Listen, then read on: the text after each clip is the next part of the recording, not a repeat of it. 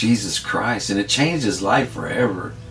He became a man who persecuted to a man who was preaching the gospel about Jesus Christ, and even went on to write almost half of the New Testament. Amen and amen to that, Lord. Okay, now we're going to look at Paul's ministry on Malta. Let's look at another beautiful encounter Paul had. He was on his way to Rome because they were going to persecute him, and eventually they were going to put him to death. Acts 28, 1 through 6. Paul's ministry on Malta. Now, when they had escaped, then they found out that the island was called Malta.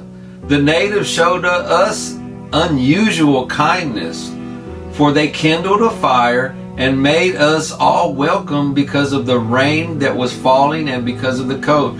This is beautiful because you have to know the story before this. They were on the way over there and they got in a shipwreck, and the Lord told them that they're going to have a shipwreck, but all the men will get there safely. So they were floating in the ocean. Remember, he told us 3 times he was in the ocean.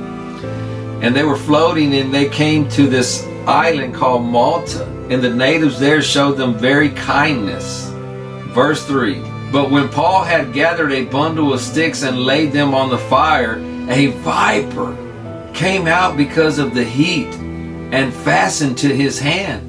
So a viper literally came out of the fire because of the heat and bit Saul on his hand and was literally hanging on his hand. It says the word fastened.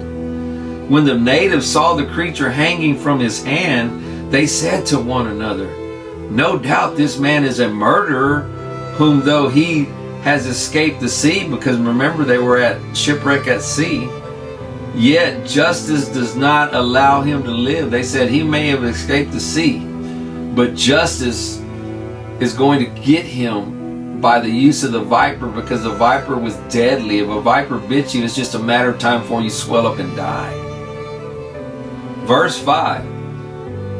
But he shook off the creature into the fire and suffered no harm.